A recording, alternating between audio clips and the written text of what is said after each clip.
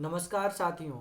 JSSC CGL के लिए Nagpuri syllabus को पढ़ते हुए आज ये हमारा 25वां वीडियो क्लास है, जिसमें हम बनकेवरा भाग 1 के पद्य संकलन मतलब कविताओं को पढ़ रहे हैं। कविताओं को पढ़ते हुए कुल हम लोगों ने 26 कविताओं को पढ़ लिया है, जिनके वीडियो का लिंक इस वीडियो के डिस्क्रिप्शन में दिया हुआ है। आप उन्हें देखकर पीछे की कविताओं को समझ सकते हैं। आज के इस वीडियो क्लास में हम 27वां कविता को पढ़ेंगे और ये जो 27वां कविता है वो है सोना ना रूपा भेल। सोना ना रूपा भेल कविता को लिखा है पार्थनंद तिवारी ने। पार्थनंद तिवारी ने मनुष्य के जीवन में जो समय का महत्व है उसको दर्शाते हुए सोना के समान जो समय है उसके महत्व को बताते हुए इस कविता को लिखा है। पार्थनंद तिवारी इस कविता के पहले पद में लिखते हैं, पल क्षण घड़ी घड़ी बीतल दिन रे संगी, पानी कर बुलबुला सन रीतल दिन रे संगी, सपना एक आवेला। यहाँ पर पल कहने का अर्थ है पल का समय का एक छोटा सा अंश।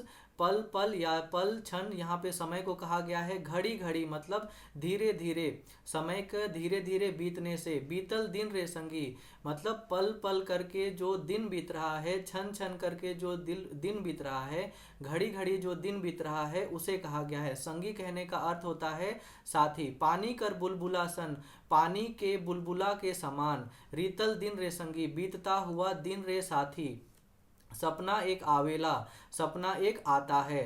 तो इस पहले पद के माध्यम से कवि क्या कहते हैं, तो इस पद में कवि कहते हैं कि जिस प्रकार एक एक पल के बीतने से पानी के बुलबुले पानी में ही घुल जाती हैं, ठीक इन्हीं पानी के बुलबुलों के समान मनुष्य का जीवन भी एक एक क्षण एक एक पल में एक एक घड़ी करते हुए दिनों दिन करते हुए जो है वो मनुष्य का जीवन खत्म हो जाता है। ऐसा सपना कवि को आता है।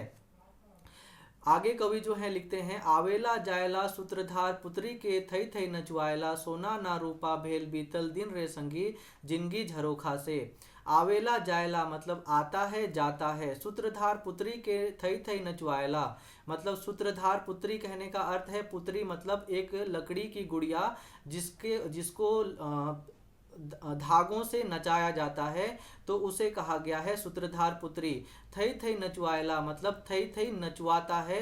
ये आने जाने वाला जो समय है वो सूत्रधार पुत्री को, काठ की लकड़ी को थई थई नचवाता है। सोना ना रूपा भेल कहने का अर्थ है कि जो सोने के समान जो समय है उसका अगर प्रयोग ना करें, उसका अगर हम महत्व को ना समझें और उसे और मूल्यवान रूपा के समान मूल्यवान ना बनाएं, बीतल दिन रे संगी तो ये समय जो है वो ऐसे ही बेकार में बीतता चला जाएगा, जिंदगी झरोखा से जीवन के झरोखा से।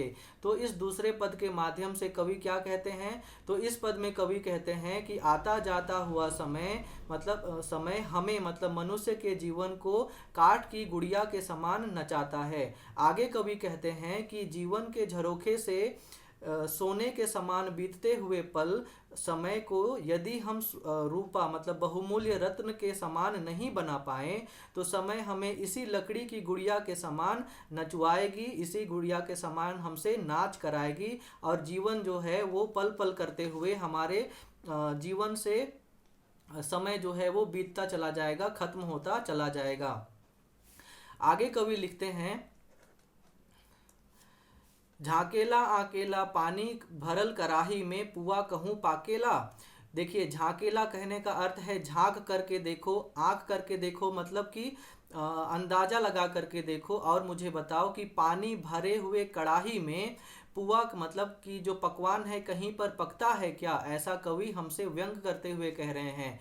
जिंदगी नित छटपटाएला और जीवन जो है वो रोज छटपटाता है समय के बीत जाने से। बीतल दिन रे संगी बीतल दिन रे संगी बीते हुए समय को सोच करके जीवन रोज दिन जो है वो छटपटाता है। तो इस प्रकार से इस तीसरे पद का अगर हम भावार्थ देखें तो वो कुछ इस प्रकार से होगा। इस पद में कवि हमसे कहते हैं कि सोना जैसे बीता हुआ समय में तुम्हारे द्वारा किए गए कार्यों को आकलन करके देखो कि तुमने क्या पुण्य किए हैं और क्या पाप किए हैं।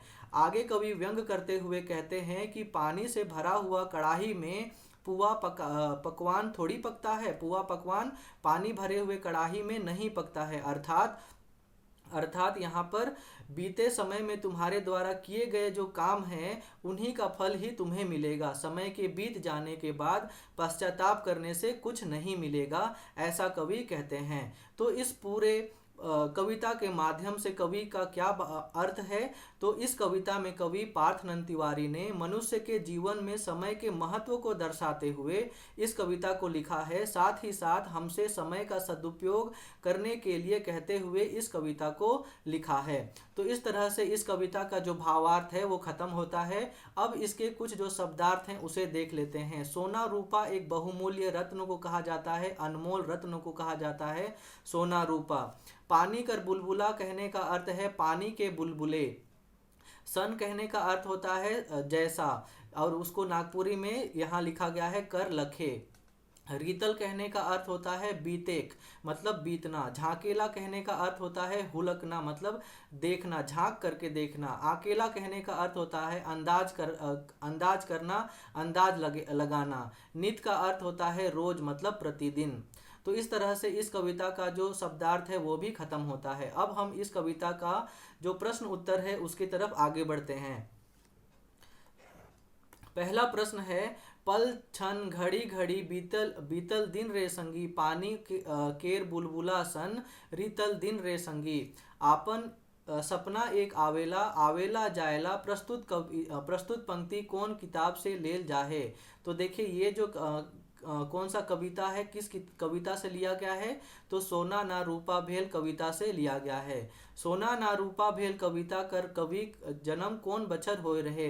तो इनका जन्म जो है वो 27 जून 1947 ईस्वी को हुआ था। पार्थनंद तिवारी का जन्म 27 जून 1947 को हुआ था। मनुख मन में का तेज नचवाल जाथे। तो मनुख मन के मतलब मनुष्यों को किस तरह से समय जो है वो नचवाता है। तो पुत्री तेर मतलब पुतली के समान, एक काठ की गुड़िया के समान। आगे कवि जो है वो हमसे क्वेश्चन पूछते हैं, कवि आपन कविता में पानी भरल कड़ाही में का पकाए कर बात करेना। तो पानी भरे हुए कड़ाही में क्या पकने की बात यहाँ कविता में किया जा रहा है। तो पुआ पकने की बात, मतलब मीठी रोटी पकने की बात किया जा रहा है। का तेर हमरे मन कर जिंदगी दिनों दिन बीतत है। तो पानी कर बुलबुला तेर हमर जीवन जो है वो दिनों दिन बीत रहा है। हेठे तेल में से कौन सुना ना रूपा भेल कविता कर कवि है कहें। तो इस कविता के जो कवि हैं वो हैं पार्थनंद तिवारी। तो इस प्रकार से ये जो वीडियो का क्वेश्चन आंसर है वो भी ख़त्म होता है। उम्मीद करते हैं आपको ये वीडियो क्लास पसंद आया होगा। अगर आपको हमारा ये वीडियो क्लास अच्छा लग रहा है तो हमारे इस YouTube चैनल को सब्सक्राइब कीजिए और इस वीडियो को लाइक कीजिए, शेयर कीजिए। इसी के साथ में आज के इस वीडियो क्लास को ख़त्म करते हैं। बहुत बहुत धन्यवाद।